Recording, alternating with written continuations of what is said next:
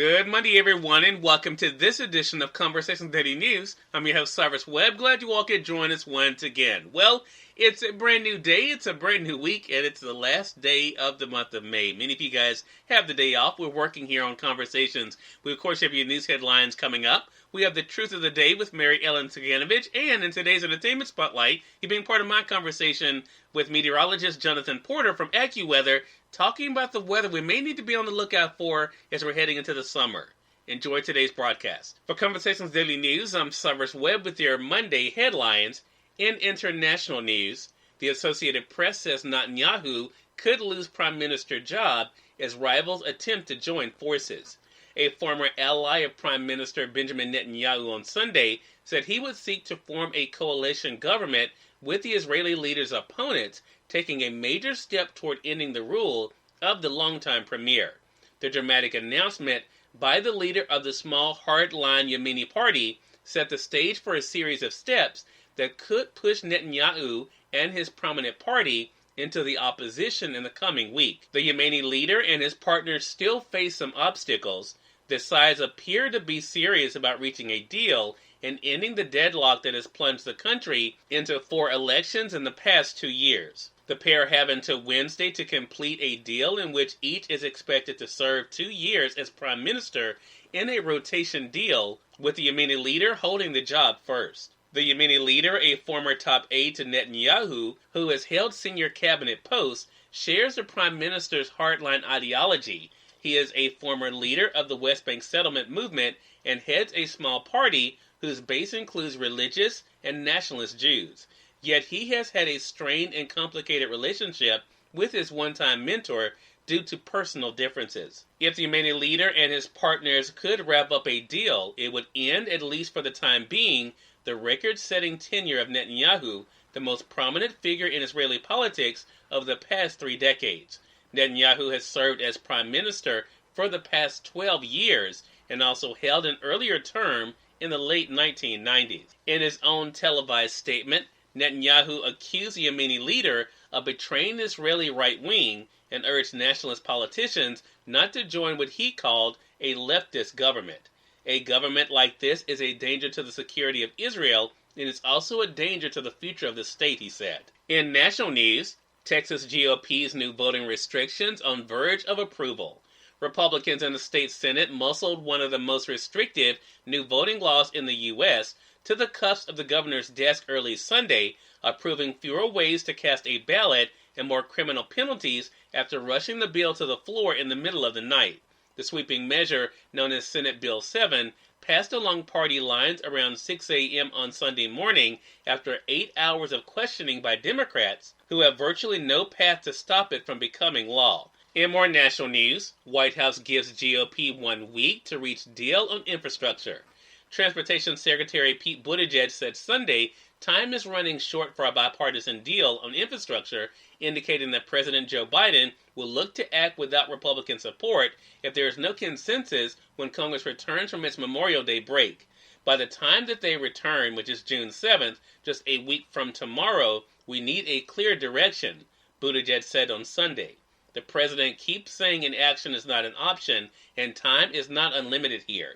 He said the American people expect us to do something. Biden plans to meet with lead Republican negotiator Senator Shelley Moore Capito of West Virginia this coming week and says he remains open to hearing from other GOP senators who are working on different proposals. But Biden has been eyeing the dwindling timeline for a deal, with an early June hearing scheduled on a House transportation bill that is widely seen as a building block for the big package he favors. The two sides remain far apart. Republican senators last week outlined a $928 billion infrastructure proposal as a counteroffer to Biden's $1.7 trillion proposal, and they said they would not go along with his plans to raise the corporate tax from 21% to 28% to pay for new spending.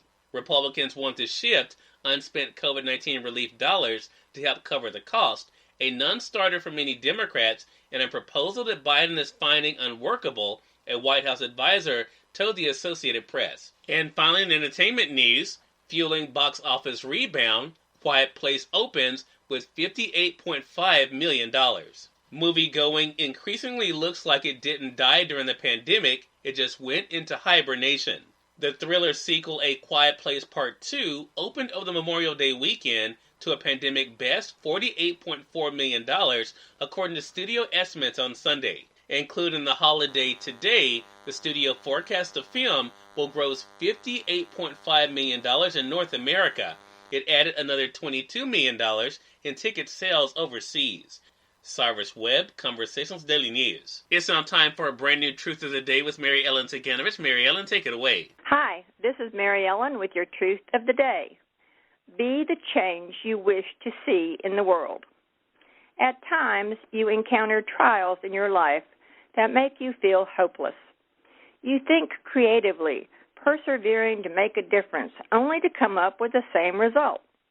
As a human being, your first instinct is to assume that if you do it again and try a little harder, you will have a different outcome. A change in your perspective and behaviors to a situation moves you past your life difficulties with little effort. In other words, try something different. Patterns which yield fruitless results are overcome with self-examination.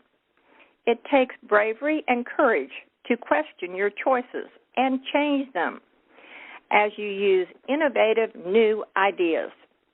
Today, see possibilities as you step away from the circular path you're on, untried path in front of you, and go about to enjoy the day. Meteorologist Jonathan Porter from AccuWeather joins me in today's Entertainment Spotlight, working on Conversations Daily News. For Conversations Daily News, I'm Cyrus Webb with the Entertainment Spotlight. Meteorologist Jonathan Porter of AccuWeather joined me recently on Conversations Live, the radio show, to talk about the severe weather we may need to be on the lookout for as we're heading into the summer. Here's a bit of our conversation. What does the extreme weather outlook look like as you're kind of looking at the map, and what are some things that we can do maybe to plan ahead?